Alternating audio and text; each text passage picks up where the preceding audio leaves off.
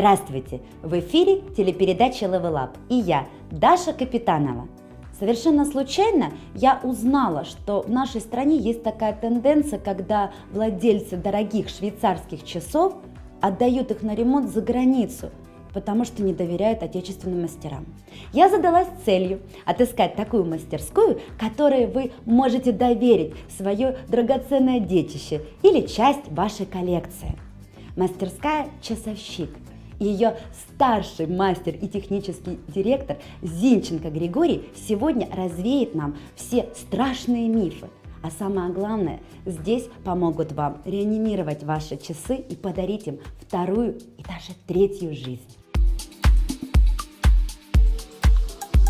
Часовщик – мастер по ремонту или изготовлению часов. Часовщик работает с мельчайшими деталями. Чтобы лучше видеть, он использует сильные увеличительные стекла. Вся его работа требует сосредоточенности и внимания. Малейшее неверное движение может загубить часовой механизм. Вероятно, поэтому часовщиков сравнивают с ювелирами. Однако сами мастера считают такое сравнение неверным, потому что часовщик – это мастер, имеющий дело со сложным техническим устройством.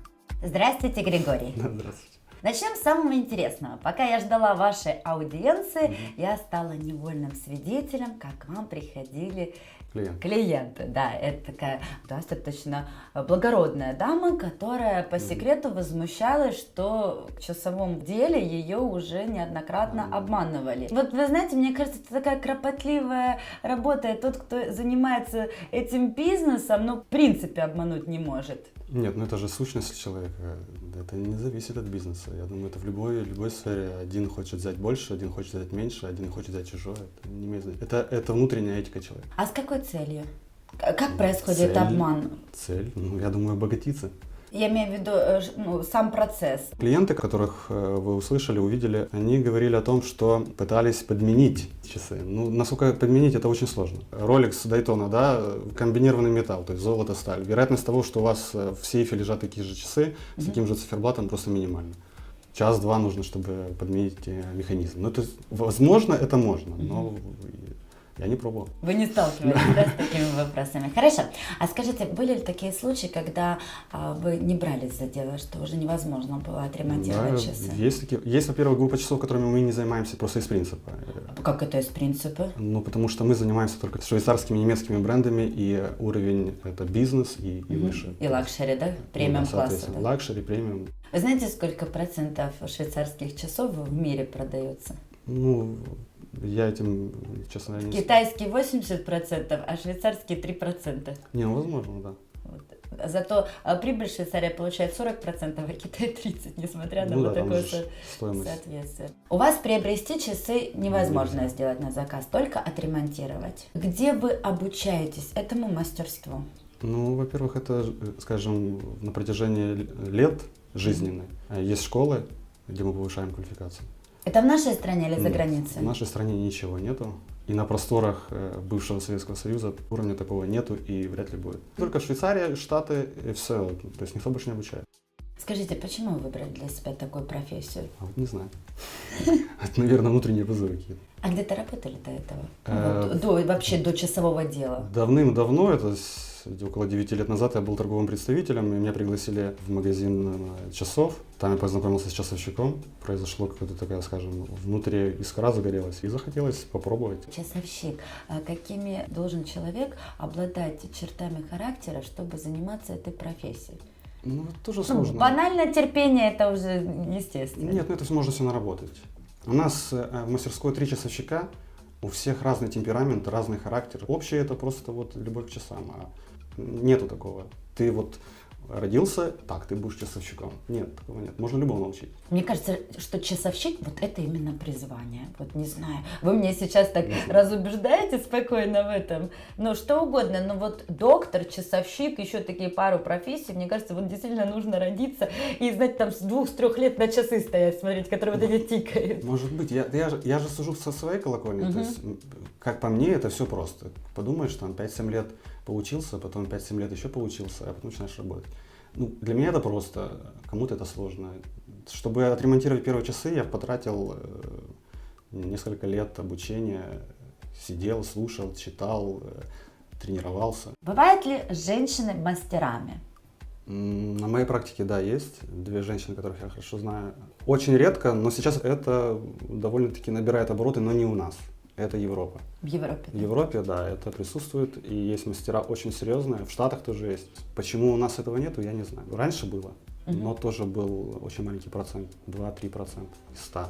Может, это субъективно, но мужчины больше техники, чем женщины. В нашей стране, на просторах Советского Союза, прирост часовщиков очень маленький. Молодых часовщиков очень мало. Непопулярная эта профессия, я Да, знаю. моих сверстников, ровесников практически нет. Их единицы. А, кстати, ваши друзья как на это реагируют? Не говорят: Григорий, ты Всё. что выбрал себе за профессию такую уникальную? У меня нет. Я в любом случае кайфую от этого. И когда появляются какие-то часы новые на столе, и тут все прибегают и смотреть. Ну, понятно? Такой детский азарт, да? Это сумасшедший азарт.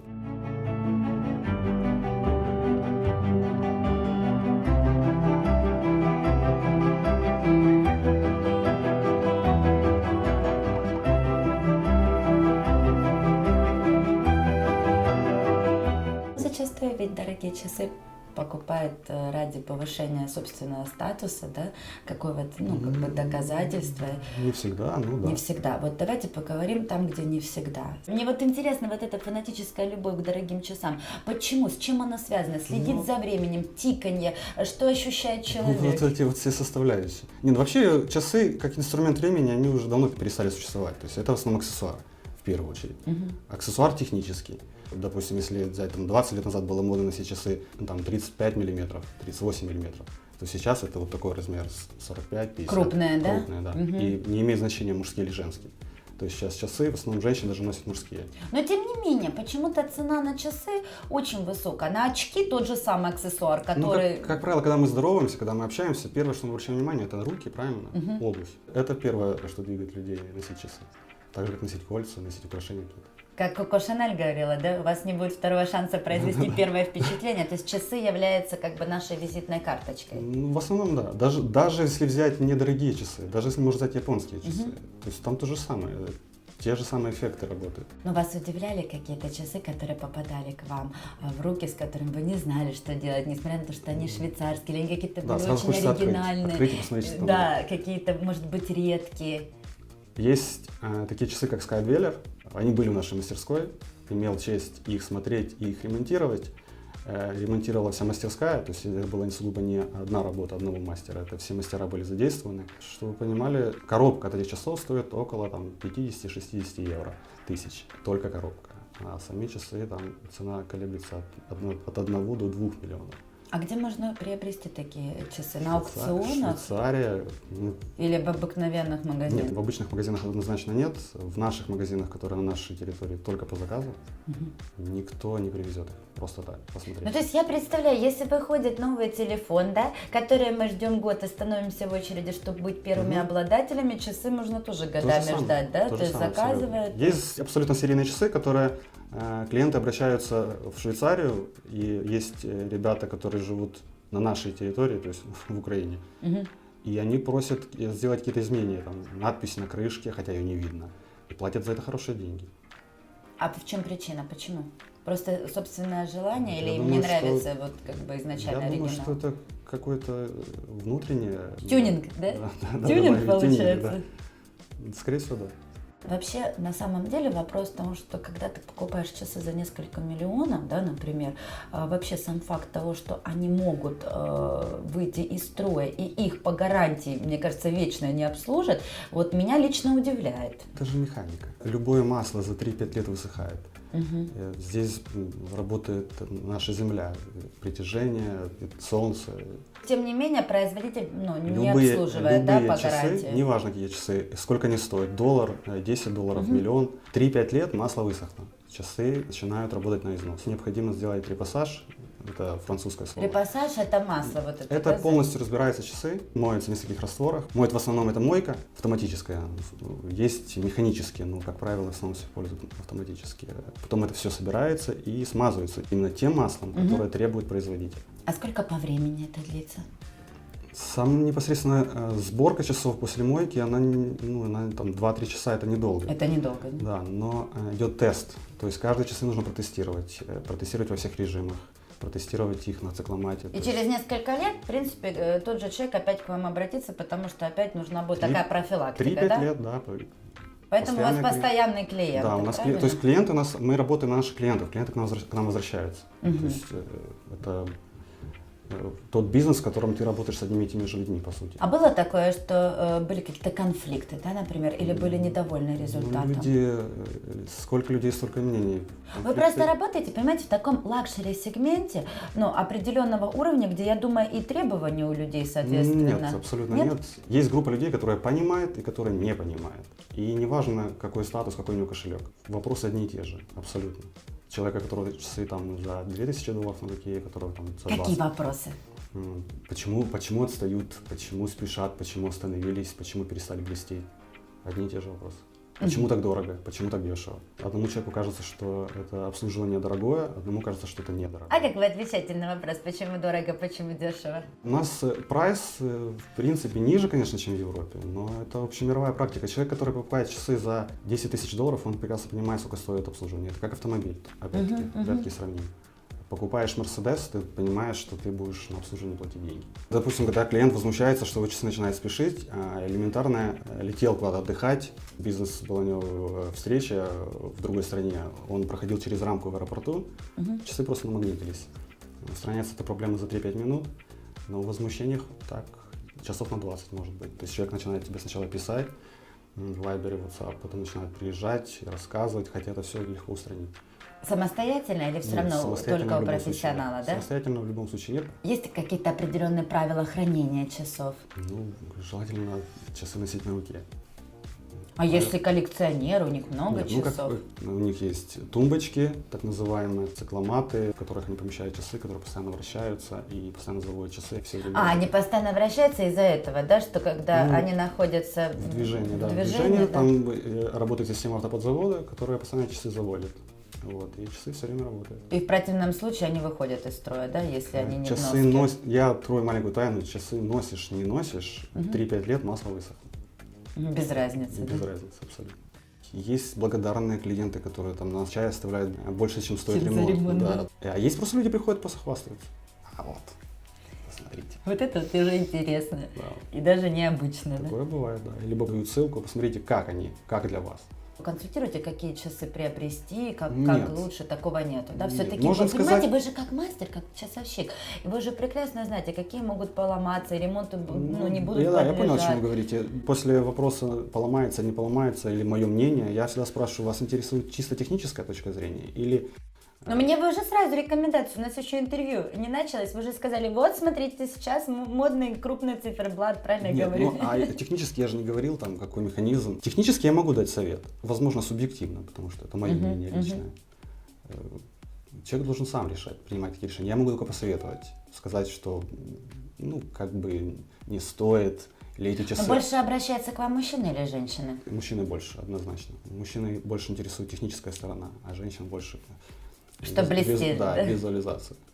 Чтобы было красивенько, беленько и блестело. Интересно, с какой целью женщины приобретаете такие дорогие подарки? Я думаю, что для них это просто никакой техники, то есть только украшения. А вы, вот знаете, просто наверняка же наблюдали, если это женщина из бизнес-струи какой-то, государственной, может быть, политический деятель, или просто богатая жена, можно так сказать. Вот это все можно, перечислить. Каких больше? А паспорт мы не смотрим. Вы же общаетесь с ними, коммуницируете. Сложно сказать. Сложно сказать. Абсолютно сложно. Просто у вас такое расположение очень модное, я к этому клоню Григорию. Вы тут рядом находитесь с Верховной Радой, и мне кажется, что к вам ходят, так знаете, как домой, вот похвастаться, наверное, оттуда заходят. Нет, наш клиент тоже, приходит с Верховной Рады, они по большому счету не стесняются, все абсолютно нормально. Для дипломатов и политиков это действительно важно, вот этот вот статус? Да, для них это однозначно, самое первое. Скажите, пожалуйста, вот расположение рядом с такой организацией послужило причиной выбрать это место? Это я думаю, что им интересно с нами рядом быть. Абсолютно нет. Был интерес в том, что это центр, спокойная, красивая улица. Это было самое главное. А скажите, вы получаете заказы за границей? Потому что Получаем. там же дороже. Получаем и очень часто, и не из-за цены. Тоже эти люди хотят full сервис, и люди То хотят... есть вы хотите сказать, что в Швейцарии или в Европе мало профессионалов? Нет, много. Мы лучше продаем.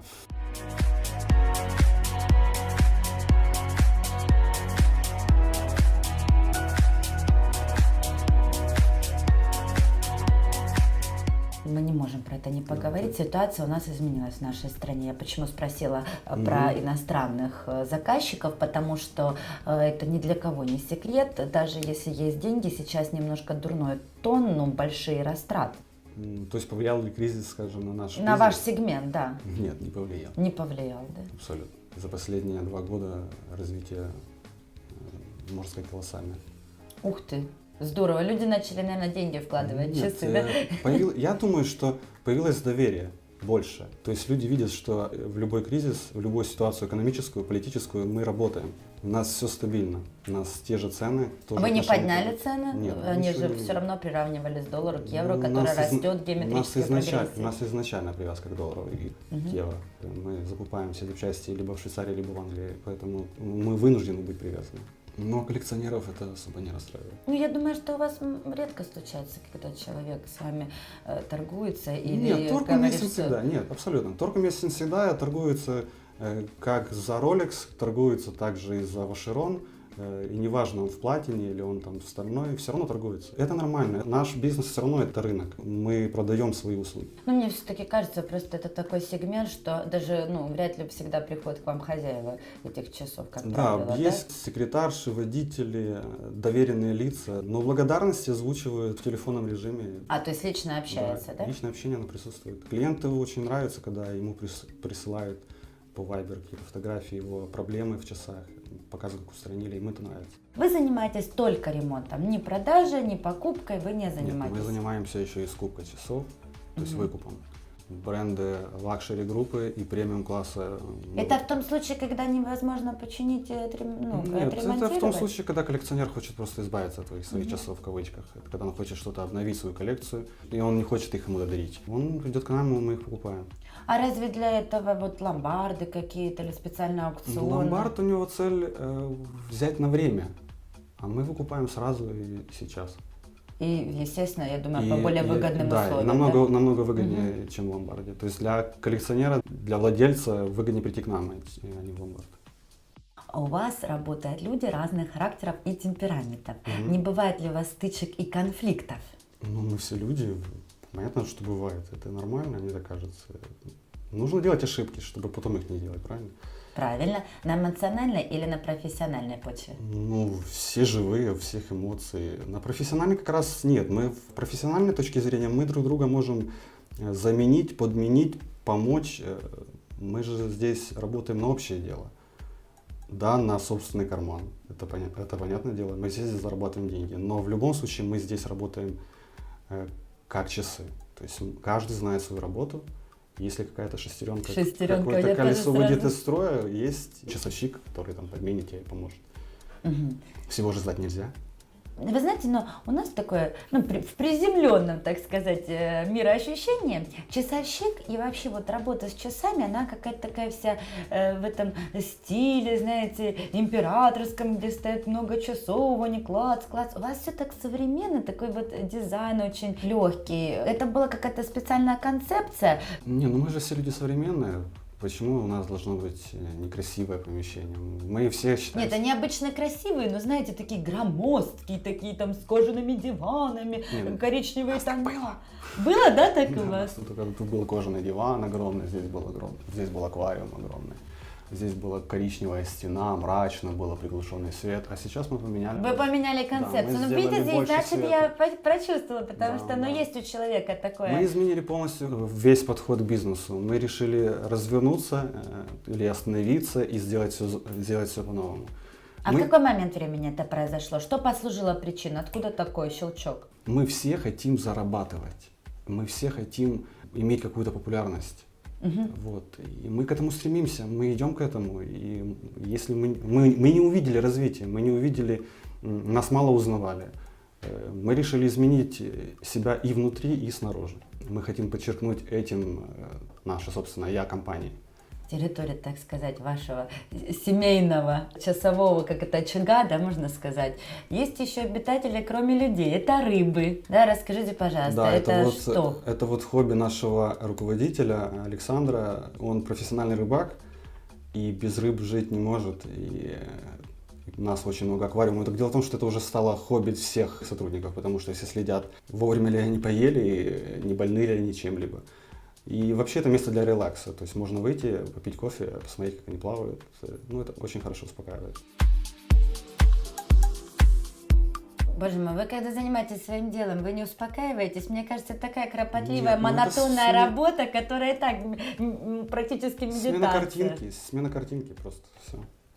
Я даже сейчас подумала, даже вот на секундочку сравнила с какой-то IT, может быть, даже сферой, когда человек постоянно сидит там около компьютера, вы возле механизмов, правильно? Часовщик, он постоянно в работе, ведь он может работать круглосуточно, ну, когда мы говорим о том, что любимое дело, если есть заказы. Ну да, но все равно ты больше там 5 часов проработать.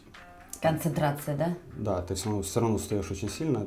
Буквально бывает даже хватает 3 часов в день, когда ты отдаешься полностью работе. Так вы все вместе с коллективом рыбачите или только за рыбой Да, у нас, наблюдаете? кстати, осенью был общий корпоратив, мы поехали все вместе на рыбалку и ловили щуку.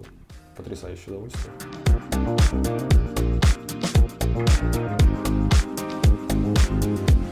Вы, Григорий, лично коллекционируете часы? Ну, сейчас уже нет. Как правило, сейчас одни часы на руке. Коллекционирование, ну, в принципе, да, оно есть. В основном свои часы я дарю.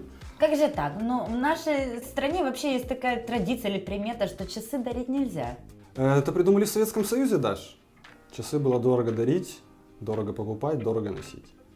Во всем цивилизованном обществе часы – это хороший тон сделать подарок. Неважно кому, и неважно мужскому или женскому полу. То есть это миф, в принципе, ничего тут такого Это нет. искусственный миф, и придумали его люди для людей и для не нашей эпохи, 20 век. Все в прошлом. Сейчас это очень модно и очень престижно.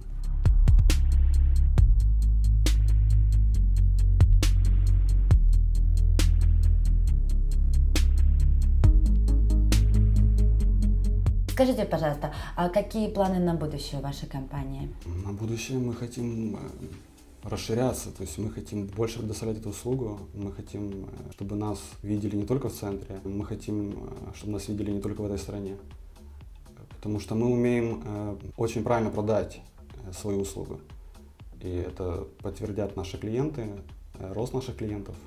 Известность наша. Слушайте, вы сейчас так классно, откровенно сказали. Обычно, знаете, бизнесмены не так юлят, вот так вот там гости, посетители, туда-сюда, да, вот. Нет, вы сейчас классно сказали, умеете продать. Ну, раскройте этот секрет. Что значит умеете продать? Мы изменили стратегию, мы убрали мастеров от клиента. У нас есть администратор, который озвучивает прайс, который у нас постоянный. Мастер выходит к клиенту только в сугубо индивидуальных случаях. Это основной конек. То есть специально обученный человек как раз вот для коммуникации, да. правильно я понимаю? И плюс большой нам, что мы делаем full сервис. То есть мы можем сделать все. Нет вопроса, который мы не можем решить. Ну, соответственно, ваши клиенты, рассказывая своим друзьям, Да, знакомых, совершенно к вам верно, приходят сразу. Друзья, друзей, родственники приходят. А скидки делаете? Да, но у нас скидки тоже прописаны. 10, 15, 20%. Больше мы не делаем и меньше мы не делаем.